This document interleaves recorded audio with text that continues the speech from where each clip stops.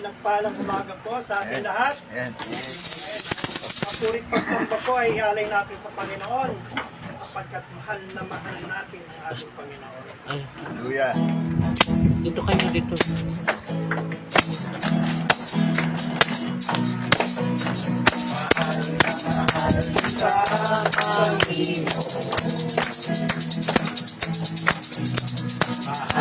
Mahal kita, Panginoon. Kailan may di kita'y pagpapalit, pagkat sa piling mo'y langit. Mahal na mahal kita, Panginoon. Mahal na mahal kita. Mahal na mahal kita, Panginoon. Mahal na mahal kita, Panginoon. Kailan may di kita'y pagpapalit, pagkat sa piling mo'y langit. Mahal na mahal kita, Panginoon. Habang buhay, mapupurihan ka. Habang buhay, maglilingkod sa'yo. Habang buhay, mag-ibig ko sa'yo. Mahal na mahal kita, Panginoon. Mahal na mahal kita, Panginoon. Kailan may di kita'y pagpapalit, pagkat sa piling mo'y langit. Mahal na mahal kita, Panginoon. Habang buhay, mapupurihan ka. Habang buhay, maglilingkod sa'yo. Habang buhay, pag-ibig ko sa'yo'y iaalay. Mahal na mahal kita, Panginoon. Mahal na mahal kita, Panginoon. Kailan may di kita'y pagpapalit, pagkat sa piling mo'y langit. Mahal na mahal kita, Panginoon. Mahal na mahal kita, Panginoon. Mahal na mahal kita, Panginoon.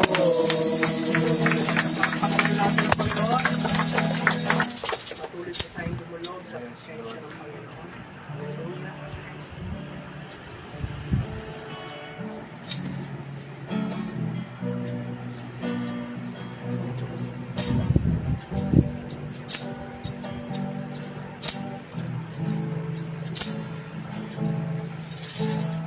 Puso ko'y dinudulog sa'yo, pagpapakumbaba nagsusumamo. Pagkindapatin mo, ikaw ay mamasdan, makanihilan, sa'yo ay umisa. Tunubin mo ang buhay ko'y maging banal mong tahanan. Luklukan ang iyong wagas na pagsinta. Tuluyan ang walang hanggang mga papuri pagsamba. Maghari ka, O Diyos, ngayon at kailanman. Puso mo binubulit sa'yo. Ang puso ko'y dinudulog sa'yo. Nagpapakumbaba, nagsusumamo, paging dapatin mo. Ikaw ay mamasdan, makanig ka, sa'yo ay kumisan. Loobin mo ang buhay ko'y maging banal mong tahanan. Luglukan ang iyong wagas na pagsinta. Daluyan ang walang hanggang mga papurit pagsamba. Maghari ka, O Diyos, ngayon at kailanman. Loobin mo ang buhay ko'y maging banal mong tahanan.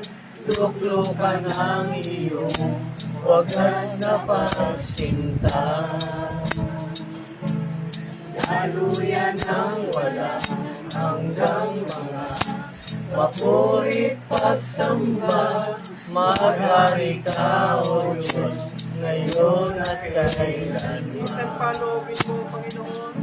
Loobin mo ang buhay ko'y maging banal mong tahanan. Luklukan ang iyong wagas na pagsinta. Daluyan ang walang hanggang mga papuri pagsamba. Maghari ka, O Diyos, ngayon at kailanman. Magari ka, O Diyos.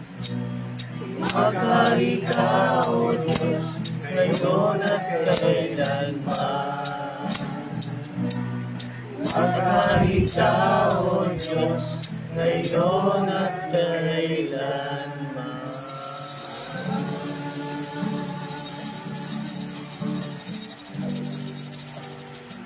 Dakilang Diyos, aming amang makapangyarihan sa lahat. Kami po ay nagpapasalamat, Panginoon, sa presensya mo sa aming buhay. Salamat din sa buhay na kaloob mo sa bawat isa sa amin. Nagpapasalamat kami sa iyong mga salita na patuloy nagpaalala, nagbibigay ng kaaliwan at pag-asa. Salamat din, Panginoon, sa pananampalataya, kapatawaran at kaligtasan. Dalangin namin, Ama, loobin mo na, Panginoon, na hayaang malayang kumilos ang Espiritu Santo sa aming buhay upang kami gabayan, turuan at banalin. Inaamin namin naman na wala kaming kaya. Di namin saklaw ang mga magaganap. Di namin batid ang mga darating. Pagdating sa aming karamdaman, kayo lang po ang aming dakilang manggagamot. At sa aming pangangailangan, kayo lang po ang may biyaya na hindi naubos. Salamat amang Diyos. Panginoon, kung mayroon kaming hindi tamang naisip, nasabit, naangad, at mga pagkukulang sa pagsunod sa iyong kalooban, patawarin mo po kami, Ama. Patawad po, Panginoon. Loobin mo nawa na sa umagang ito, na pinagsama-sama mo kaming makinig na yung mga salita. Padaluin po ninyo sa inyong lingkod ang inyong mensahe upang kami mapasigla sa aming pananampalataya. Dakilang Diyos, aming Ama, loobin mo nawa na mapuno kami ng kagalakan dahil sa presensya mo sa aming buhay. At magbabalik din kami, Panginoon, aming Ama, ng papurit pasalamat sa iyo. Sa pangalan ni Kristo Jesus, ito po ang aming samot dalangin. Amen. Amen.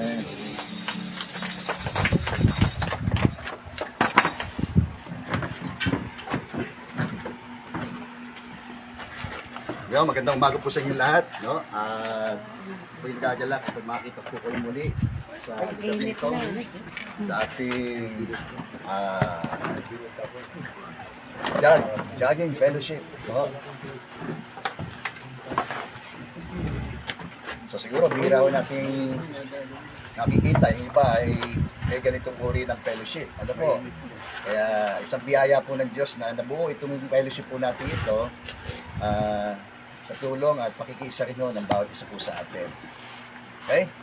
So, nice po magbigay ng maikling mensahe lang po sa umaga pong ito patungkol sa pag-taas at pagbagsak ng isang leader, no? Ito ay nangyari sa panahon po ni Haring Uzias, no? Nung panahon ng Israel, ito po ay alam mo natin na nahati po ito sa dalawang bahagi, no? Between the Northern Kingdom ng Israel at yung Southern Kingdom naman, yung pong particularly, yung pong Juda. At dito, alam natin na sa lipi ito, nagmula ang ating Panginoong sa Kristo dito po sa lahi. Kaya nga siya tinawag po na Lion of Judah. Tayo po'y manalangin muli. Basbasan po ninyo, aming Ama, ang inyong mga salitang ito. Hayaan po tayo tumimo sa aming mga puso. Panginoon, daling kami nito tungo doon sa mas malalim naming kaugnayan po sa iyo, Panginoon. Ito po ang aming pong samot panalangin sa pangalan ni Jesus. Amen. Amen. Okay, balikan natin yung storya nitong si Uzias dito po sa ikalawang kronika, kabanatang 26. So sabi dito, ginawang hari ng buong Huda si Uzias sa gulang na 16 lamang, no? Isipin natin, 16 years old nung siya po ay mag-assume ng leadership dito po sa kaharian dito pong Huda. Sabi dito, kahalili siya na namatay niyang amang si Amasias. Sa panahon ng kanyang paghahari, nabawi niya ang lungsod, ang Ilat na muli na itinatag para sa Huda. Sabi, 16 din na ang mga gulang pa ni Uzias at naging hari, 52 taon siyang naghari sa Jerusalem. So mahaba-haba po yung termino na siya po ay naghari sa bayan po ito ng Huda. So, ilan sa mga katangian po niya rito ay makita natin dito mula po sa verse 1 hanggang verse 3, no?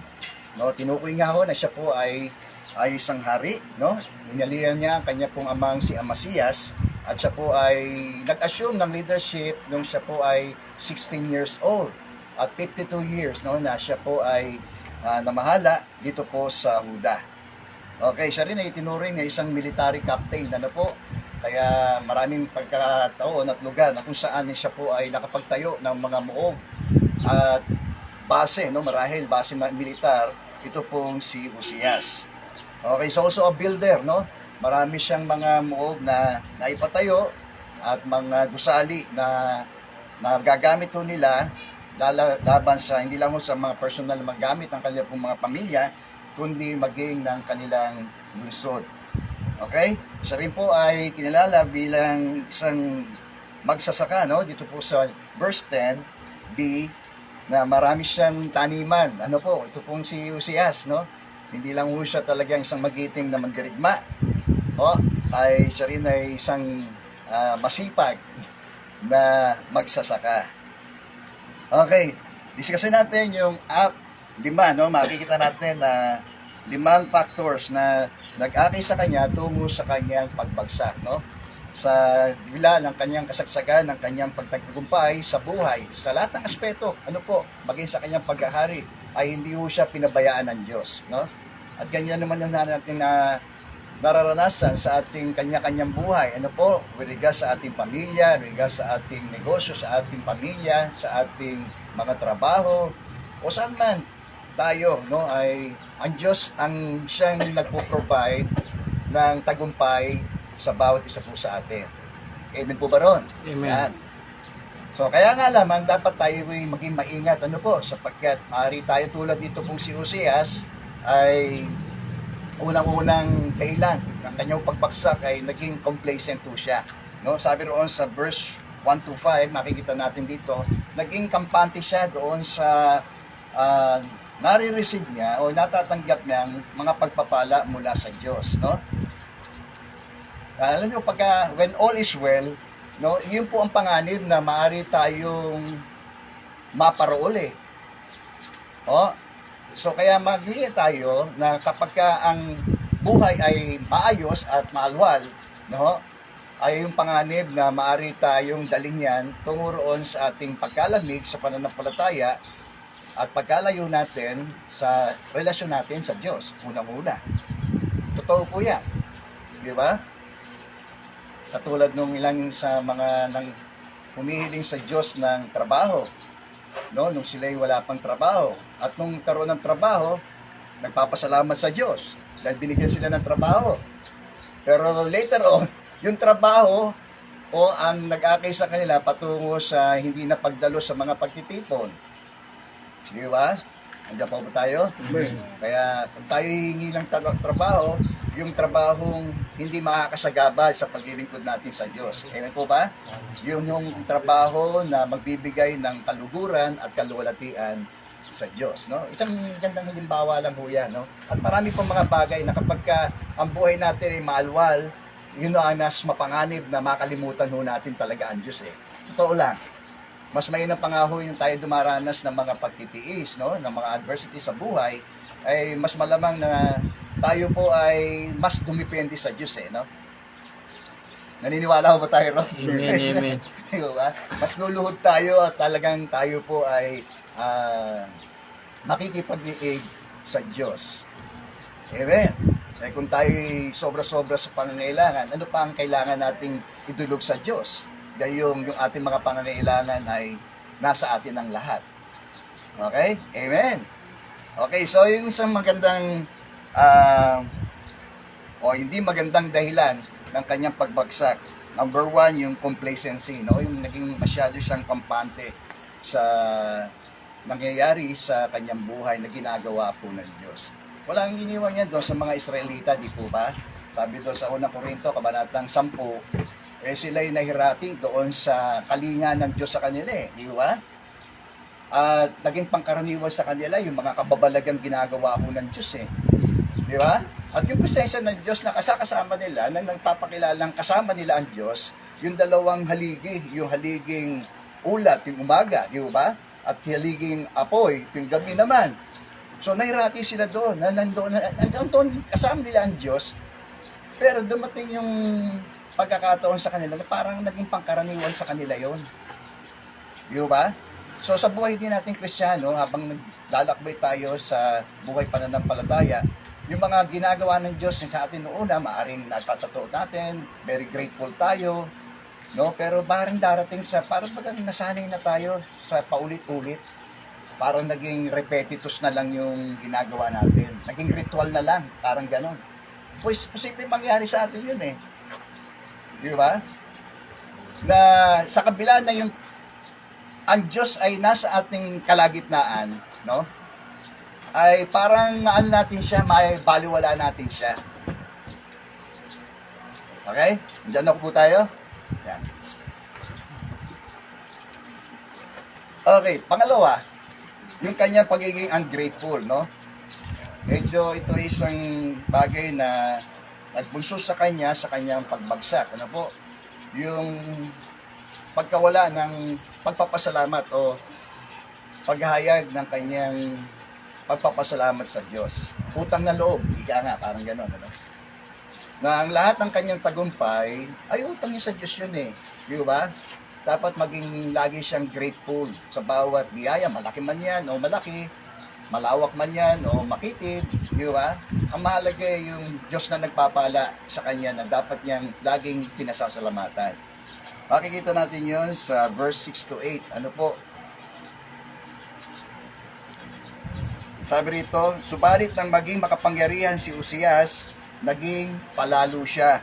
Tingnan niyo po, So isa sa mga nagdala na kanyang pagbagsak, ito pong kanyang kapalaluan sa niya, pagpapahalaga, pagpapasalamat sa Diyos sa lahat ng kanyang mga ginawa. Okay? Amen. So sa Diyos wala ho tayong may pagmamalaki, no? Lahat ng bagay na mabuti ay kaloob niya sa atin at dapat natin lagi itong pinagpapasalamat. Okay? Amen. Lang po tayo. So, kaya mag-ingat tayo sa mga bagay tungkol sa kayamanan, di po ba? Minsan, kaya nga sinasabi ni Jesus, huwag nating ibigin, no? Ang mga sasanlibutan, no? Ang umiibig sa sanlibutan ay hindi umiibig sa Diyos. Ano ba yung mga nasa sanlibutan? Yung mga nakapupukaw sa paningin at nakapupukaw sa pita ng laman. At yung kapalaluan sa buhay ay hindi nagmumula sa Diyos kundi sa sanlibutan. Kaya walang makapaglilingkod ng sabay sa kayamanan at sa Diyos. Kamumuhayan niya yung isa at yung isa naman ay kanyang paglilingkuran. Okay? Amen. So, tayo na to tayo. Ano po? Ang sabi nga nung sa talinghaga doon sa mga Sikh ay yung pong deceitfulness of riches, mapandaya ang kayamanan eh. Di ba? Kaya nga mag-ingat tayo na yung nag-o-occupy ng puso natin ay dapat si Kristo lang. Ano po? Huwag na yung mga dawag doon sa ating mga puso ng mga bagay na tungkol dito sa sanlibutan, katulad ng kayamanan.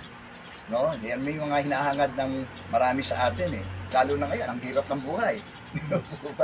Ayan, lahat ay gagawin para lamang magkamit, no? Itong mga bagay na ito. Kaya sa halip na pahalagahan ng Diyos, papahalagahan nila yung kayamanan. Ano po? So, security ay galing pa rin sa Diyos, no? Yung ating seguridad ay huwag nating ilagak sa mga bagay na atin ng mga pag-aari. O naman meron po tayo sa ating salapi, sa ating kayamanan, huwag natin ilagay yung security natin doon. Kaya matutulog tayo doon sa mayamang hangal. Ano po? Ay, sabi niya na naging katwiran niya sa buhay, masagana na siya. Ano na lang ang kanyang gagawin? Kakain, iinom, at magsasaya. Tinawag ko siya ng Diyos na hangal. Sapagkat sa gabi yon, sabi ng Diyos sa kanya, babawiin yung kanyang kaluluwa. Kanino mapupunta ang lahat ng iyong mga tinipon? Wala. Di ba? Na kung paano rin hubot-hubad tayong dumating dito sa lupa, gayon din ang ating ayos pag alis po natin dito. Okay, pakalimihin natin itong mga pangungusap ng Diyos nito sa atin. Kahit mas madalas o atin pong napapakinggan ng mga mensaheng ito, pero yun pa rin kasi ang laging nagiging dahilan ng paglayo ng isang lingkod ng Diyos sa ministeryo, no? Sa pagbitiw ng isang lingkod ng Diyos sa kanyang pagmiministeryo. Ito po yan. Marami ng mga pastor na mga nagbitiw, di ba? Sa kanilang paglilingkod sa Diyos. At nagpuso na lang doon sa kanila. Okay? Amen. Diyan po ba tayo? Amen. So, minsan kung ano ang mga bagay na ipinagpapalit natin sa Diyos, yun ang ating nagiging Diyos-Diyosan. Ano po? Ano pa? Kapangyarihan, no? Naging ano siya eh. Naging kapati siya doon sa kapangyarihan, meron po siya na parang nabubura sa kanyang kaisipan kung bakit siya nag-assume ng kapangyarihan na iyon ay dahil sa Diyos na nagbigay sa kanya noon. Okay? Kahit tayo no? Tayo may mga authority na binigay ang Diyos sa atin. Authority bilang mga magulang sa ating mga anak, sa ating pamilya. Authority kung ikaw'y lingkod ng Diyos sa pastor sa iyong iglesia. So marami tayong authority na binigay ng Diyos sa atin eh. Pero lagi natin pakatatandaan na yun ay delegated authority lang. Ano po? Tayo ay nagsasubmit doon sa tunay na otoridad ng buhay natin, sa lahat ng aspeto ng buhay natin. Walang iba kundi ang Diyos. Amen po ba ron? Amen. O yun eh. Dapat ganun tayo. Yung pagkilala natin na yung kung anong may otoridad meron tayo, ay delegated lang yun. Kaya hindi natin dapat abusuhin yun eh. Unang-una eh. Hindi tayo dapat mag-abuso. Hindi tayo dapat maging magmanipula. Di po ba? Hindi tayo dapat maging masyadong makontrol. Mahigpit. Di po ba?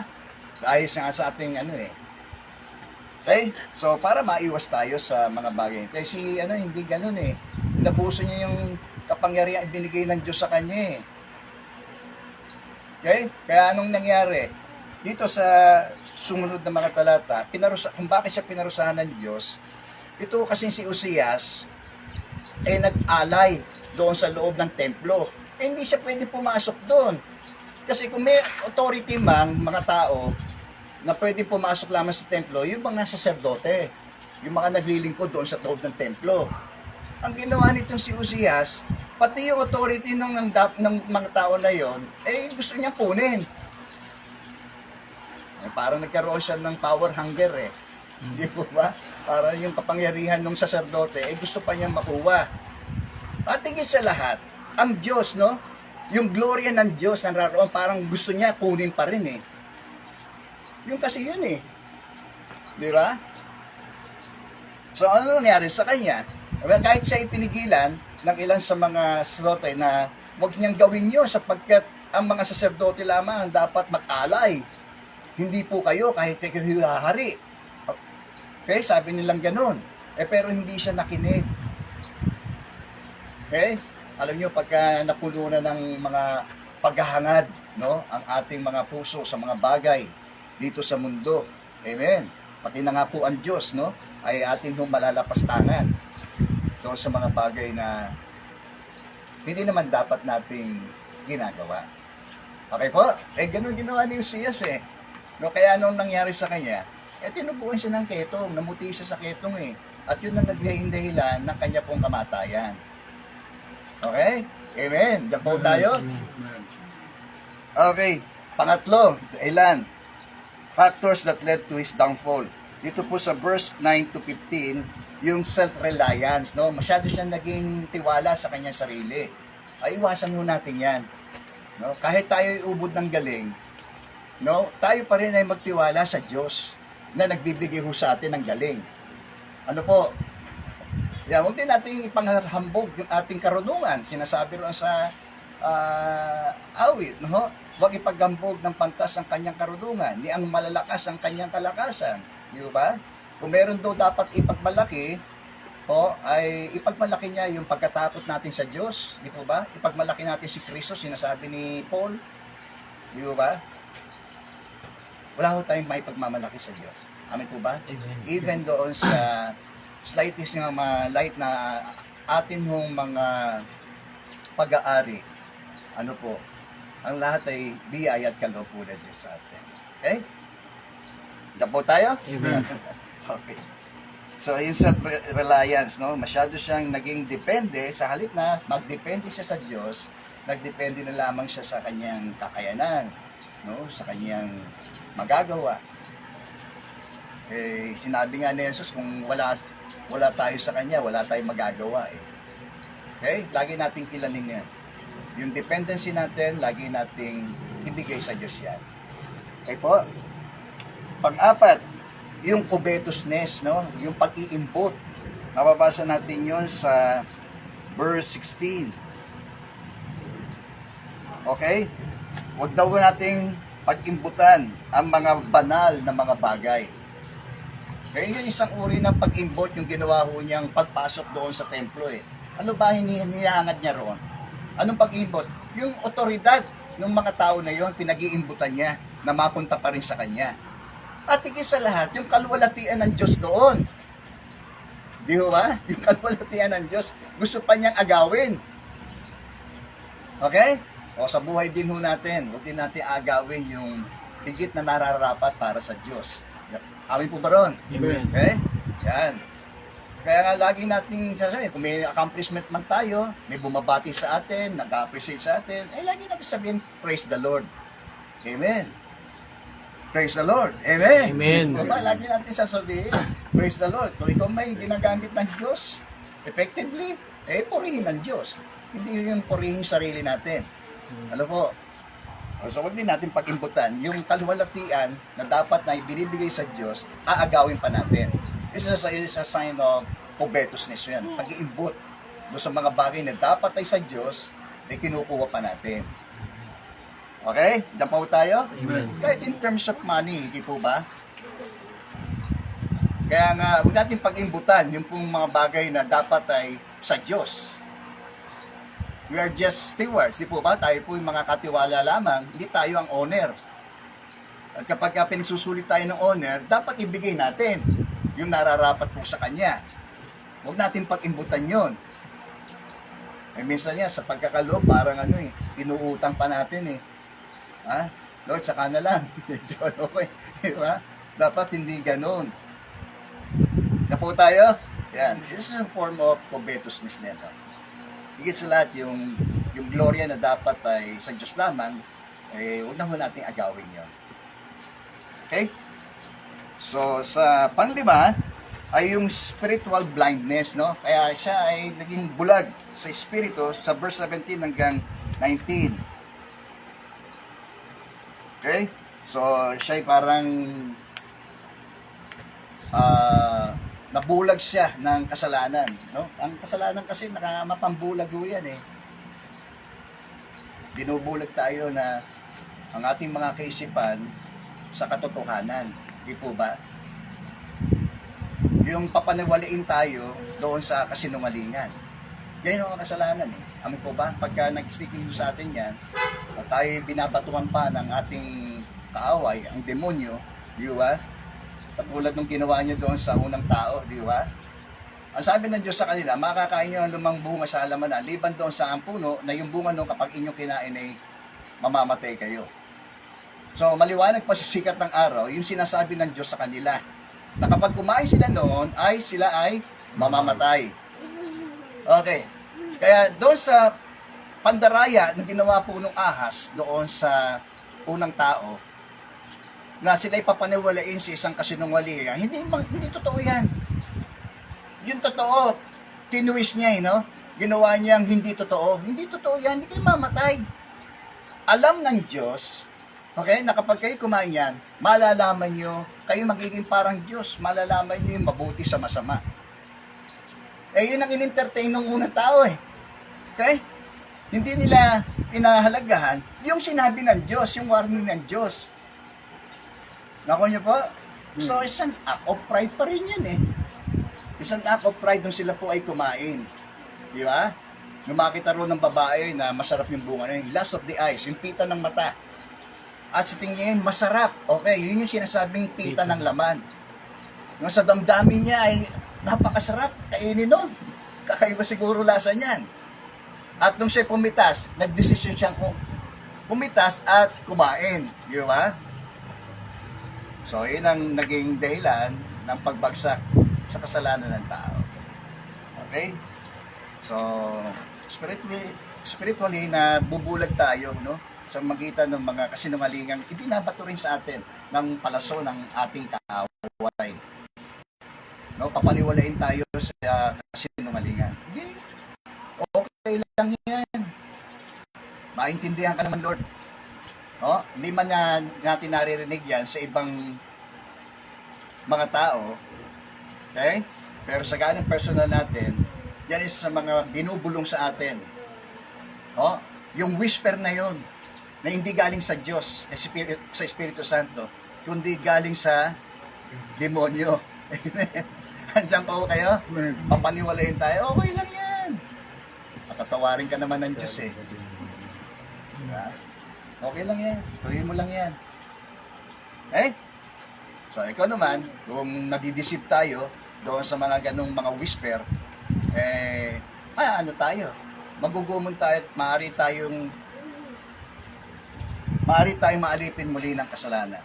Ganyan naman kasalanan. Di ba? Tayo, may sinful nature tayo eh. Dagdagan pa ng mga bulong na mga ganyan. Ginigising yung ating kamalayan. Saan? Sa yung likas ng pagiging makasalanan ng tao, ginigising yan ng mga bulong na yon. Dapaw tayo? Amen. Ngayon lang, maaari may bumubulong sa atin. Wala yung ating mag-iingat tayo. Amen po ba? Amen. Yan. Katulad ni Uzias, di siya naging maingat eh. Okay? Nabulag siya ng kasalanang kanyang nagawa. Naging kampante siya. Doon lang nagsimula naging kampante siya Naging parang pangkaraniwan yung ginagawa ng Diyos sa kanya. Okay? Tapos nag-lead yun doon sa kanyang ungratefulness, di po ba? Hindi niya pagpapasalamat, pagpapahalaga sa Diyos na nagbigay sa kanya. No? Kung saan man siya, ang Diyos ang nagkaloob nun sa kanya. Okay po? Amen. Kaya huwag nating kalilimutan ang mga bagay na ginawa ng Diyos. Amen! Glory be to God! So kahit na nga po ba sa Biblia, natala yung mga hindi magagandang mga pangyayari. Di ba? Sabi roon sa 1 Korinto, kabanatang 10, nangyari yon sa kasaysayan po ng Israel, na sa halip na pagpapala ang kanilang tamuhin, patungo roon sa lupang pangako, ay trahedya ang kanila pong kinahinatnan. Okay? Pero sabi roon, nangyari yon upang babalaan tayo. Diba? Yung kasaysayan na yon ng mga nangyaring pangapangit ang mga pangyayari yon ay magbibigay aral sa atin, tayo ng mga inabutan nitong huling panahon na ito. para hindi natin pamarisan yung kanilang mga ginawa. Di ba? Katulad ito, si Uzias. No, natala ito para sa atin, bilang babala sa atin, na huwag tayong maghahangad ng mga bagay na dapat bibigay natin sa Diyos, hinahangad pa natin sa sarili natin. Nakuha niyo po? Ganun lang naman yun Huwag natin pamarisan yung kanilang mga ginawa. Kung sila ay naging complacent, huwag tayong maging kampante. Lagi tayo umasa na meron at meron sa bawat bahagi ng ginagawa natin para sa paglilingkod natin sa Diyos, may ginagawa ang Diyos na bago. Okay po? Huwag din natin kakalimutan yung mga bagay na ginawa ng Diyos sa atin sa nakaraan. Looking back, di ba? Forces us yung ating pagtanaw sa nakalipas ay mag-aakay sa atin tungo doon sa na pagkilala na kung paano kumilos ang Diyos doon noong mga panahon na yon. Kikilos din siya sa ating kasalukuyan. Yun di ba? Minsan nakakalimutan natin no? Katulad ng mga disciples, kagagawa lang niya ng himala doon sa isang pangyayari. Okay? Nung second yung sumunod na senaryo, sabi ni Jesus, tumawid tayo doon. Nakasalubong sila ng bagyo. Natakot sila. Hindi nila alam na si Jesus ay kasama nila doon sa bangka. Di ba? At kagagawa lang ng mirakulo ng Diyos doon. Nung sila nandoon pa sa di ba? Andiyan po kayo? Amen. Minsan din tayo, napakadali natin makalimot Kung ang Diyos ay kumilos nung araw, hindi niya tayo pinabayaan. Kinatagpo niya tayo doon. Tapos na itong kasalukuyan, nagkaroon tayo ng problema. Yung problema natin, o minsan problema ng ating mga anak. Tinuturuan lang tayo ng Diyos na maalala natin yung ginawa niya sa nakaraan. Di ba? Kaya nga natala yung kasaysayan para sa ikatututuro natin At habang binabasa ro natin ng kasulatan, lumalakas ang ating loob at nagkakaroon tayo ng pag-asa. Di ba? Kasi pag nawawalan tayo ng pag-asa Di ba? Katulad ng mga alagad, naku, malululog tayo, mamamatay tayo. Pinagdoon si Jesus Di ba? Kaya nga sabi ni Jesus napakaliit ang pananalig ninyo. Di ba? Handa po tayo. At pagkatapos po na, ang ginawa ni Jesus, sinaway niya yung hangin. At yung dagat, di po ba? Yung lawa, yung alon. At ano nangyari? Tumigil ito. Ang Diyos ay gumagawa pa rin. Di ba? Doon sa kasalukuyan nilang sitwasyon na yun. Ganun din tayo. Amin po ba? Hindi tayo mawawala ng pag-asa. Kung may pinagdaraanan tayo ngayon, yung ginawa ho ng Diyos sa atin, tayo na lang personal, makapagpapatotoo nun Yung ginawang pagbabago ng Diyos sa atin, makapagpapatunay lamang ng talagang ang kapangyarihan ng Diyos ay ating naranasan sa buhay natin. Hindi ba niya di ba natin pwedeng maranasan yun? Kahit sa kasalukuyan nating kalagayan, sa mga pinagdaraanan natin, sa mga pagtitiis natin. Amen? Okay? Siya pa nga nangako sa atin, hindi niya tayo iiwan, hindi niya tayo pababayaan. So yun, yung matagal ng pangako ng Diyos doon. Di ba? Sa mga panahon pa lang ng mga unang mga naging mga lingkod ng Diyos. Di ba? Kila Joshua, di po ba? Ako'y kasama mo, di po ba? Sasamahan kita. Hindi kita iiwan. Kahit sa New Testament times, di ba? Sinabi naman ni Jesus, ako'y kasama ninyo hanggang sa dulo ng mga panahon. Amen! Palakpakan muna natin si Lord para maganda. Okay? So,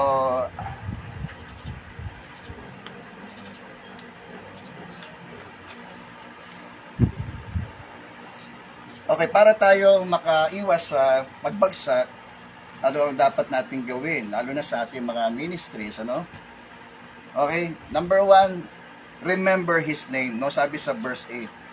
Alalahanin natin ang kanyang pangalan. Sino siya?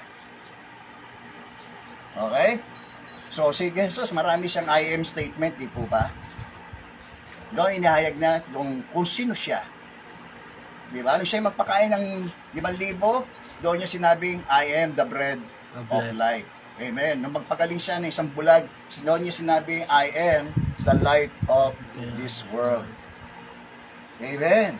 Nung hindi nalilito yung mga nakukompuse yung kanyang mga disciples, hindi nila alam yung saan daan, sinabi ni Jesus, siya ang daan, ang katotohanan at ang buhay. Purihin po ang Panginoon. Amen. Di ba? Yung pagkukup ng isang pastor sa kanyang mga tupa, doon yung sinabi na siya ang mabuting pastol. Purihin po ang Panginoon. Amen. Remember His name. Okay? Yung mga katotohanan na yan, maging makatotohanan yan sa buhay karanasan natin dito sa mundo. Kaya nga minsan, dinadala tayo doon sa pagkagipit para maalala natin na siya ang ating Jehovah Jireh. Di ba? Na siya ang nagkakalob sa atin ng ating pangangailangan. Amen. Amen. Minsan man, naharap tayo sa panganib. Di ba? Doon natin maalala na ang Diyos ang ating divine protector. Di ba? Amen. Di ba? O sa panahon na meron tayong kaguluhan. Di ba? Maalala natin na siya ang ating kapayapaan. Siya ang ating kapanatagan. Rin po ang Panginoon. Glory be to God. So yun, doon sa ano natin, doon siya nagpapakilala sa atin. Di ba? Kaya manatili tayo. Kaya nga doon yung nasabi na manatili kayo sa akin, manatili sa iyo ang aking mga salita. Di ba? Hindi kayo makapangumunga ng kapag kayo ay hiwalay sa akin. I am the true vine. Di ba? We are the branches. Amen. Kaya kailangan meron tayong lubos na koneksyon doon sa puno. Di ba? Na walang iba kundi si Kristo. Amen. So remember His name. Amen po ba? Amen. Okay. Pangalawa, reflect His character. No? Kaya natin sa buhay natin, yung karakter ni Kristo ay mahayag. Mag-reflect sa atin. Okay? So, paano mangyayari yon? Manatili tayong nakakonekta sa Kanya. Yun o yan. Para dumaloy ang buhay. Yamang sinabi niya, siya ang buhay. Amen. Amen. Busugin natin ang ating mga buhay sa katotohanan sapagkat sinabi niya, siya ang katotohanan. Saliksikin niyo ang katotohanan at ang katotohanan na magpapalaya sa atin. Amen. Amen. Yan, pagmulayan natin, no? Saan man direksyon tayo pupunta. Di ba? Ngayon natin yung puntong daan ng ating tiyak na patutunguhan. Walang iba kundi si Kristo. Amen. Na siya ang nagsabing siya ang daan. Amen. O, tingnan yun, napakalawak na ng mensahe yun para sa atin. Reflect His character. No, sa buhay natin, to be like Christ, yan po ang layunin na natin dapat, no? At gayon din, sapagkat ito ang ganap na kalooban ng Diyos na tayo matulad sa kanyang bugtong na anak na si Jesus. Okay? Yung reflection pa ni Kristo ay nakikita ho sa atin. Oh, ang kanyang kaamuan, ang kanyang pag-ibig, amen, ang kanyang kabaitan, kabutihan, oh, the joy, amen, yung bunga ng Banal na Espiritu, the Christ-like character, makita ho sa buhay natin. Amen. Glory be to God. And, pangatlong rejoice in His praises, no? Magpuri tayo, amen, magalak tayo sa kanyang mga papuri. Okay? Hindi sa papuri natin. Okay? Magpakumbaba tayo sa harapan ng Diyos. Si Kristo ang ating itaas. Okay po? Amen. Yan, rejoice in His praises. Ano yung tatlo? Para makaiwas po tayo sa pitfalls na ito, tulad ng kapalaluan, the love of money, at yung pong sexual immorality, para tayo makaiwas doon sa 3 major pitfalls ng leadership. Particular dito kasi ay nahayag ko yung pangunahin, yung pong kapalaluan Okay? Para hindi tayo maging palalo, ay tandaan natin ang kanyang pangalan. There is no other name like Jesus. Amen? Amen. Ang bawat tuhod ay luluhod at sasamba sa pangalan ni Jesus. Okay? Reflect His character, at pangatlo, rejoice in His presence. Purihin po ang Panginoon. Naway, nagbigay sa atin ng mahalagang mensahe ito, personal sa buhay natin, mga kapatid. Okay po? Tayo po'y manalangin. Hallelujah. Dakilang Diyos, aming Ama, marami pong salamat sa kaloob po ninyong mga salitang ng patuloy na nagbibigay sa amin ng biyaya ng buhay, Panginoon. Kaya naman, kami po ay patuloy na umaasa lamang sa iyong biyayang ito, Panginoon, upang kami po ay makagawa, makapaglingkod ng husto at wasto, Panginoon. At hayaan mo na ang buhay po namin, muli po namin may handog bilang handog na buhay, banal at nakalulugod po sa iyo. Salamat sa paalala. Salamat din, maaaring sa babala, Panginoon. Maaaring kami nabibingit na sa pagbagsak, sa kasalanan, nabibingit na kami, Panginoon, sa aming pong pagtalikod. Panginoon, sa aming pananampalataya po sa iyo.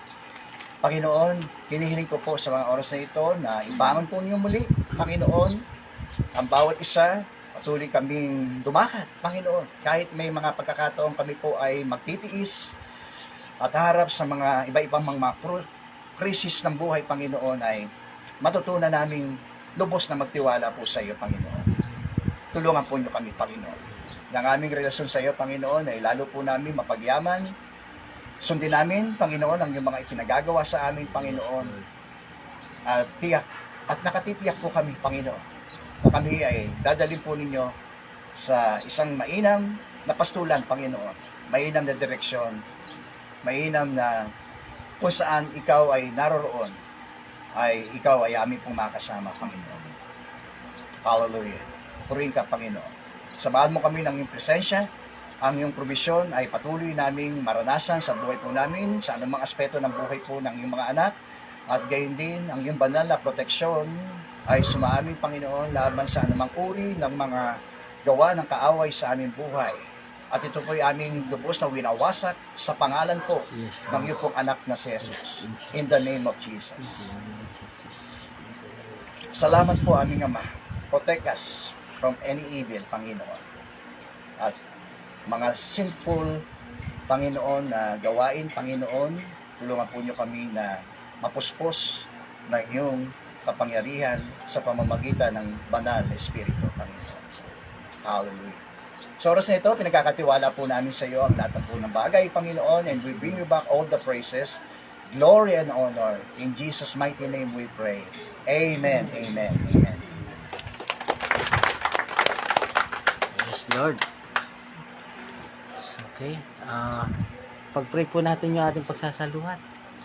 Si Brother Tatay Pabs. Dakilang Diyos, aming Ama, makapangyarihan sa lahat. Sa pangalan ni Jesus, dinadalangin namin, Panginoon, ang biyaya na kaloob mo na aming pagsalusaluhan. Loobin mo na, Ama, na ito'y makatulong sa kalakasan ng aming katawan. At dalangin namin ang iyong pagpala sa mga kamay na ginamit mo at kinatangkapan upang ito'y aming matanggap. Purihin ka, Panginoon, sa pangalan ni Jesus. Ito po ang aming dalangin. Amen. Amen. Amen. Okay. Okay.